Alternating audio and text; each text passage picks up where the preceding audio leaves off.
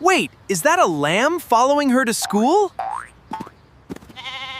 Mary had a little lamb. Its fleece was white as snow. And you know, he follows me everywhere I go. And everywhere that Mary went, the lamb was sure to go.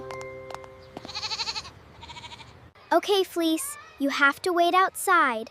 Lambs aren't usually allowed in school. It followed her to school one day, which was against the rule. It made the children laugh and play to see a lamb at school. Well, I suppose just this once won't hurt.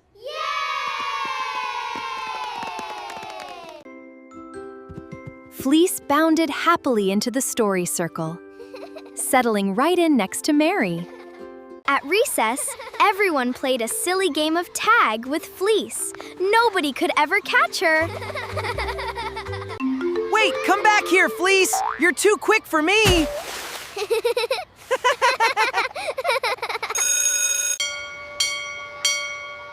When the bell rang, everyone headed back inside for one more lesson. Teacher Willow read one more wonderful story, with Fleece curled up listening quietly. Wow! When the school day ended, everyone waved goodbye to their new furry friend. That was the best day at school ever! I hope Fleece can visit again. I agree, he was so funny.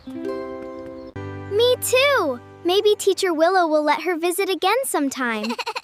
As a special treat! Thanks for going to school with us today. Do you have a favorite stuffed animal or pet you wish could come to school with you?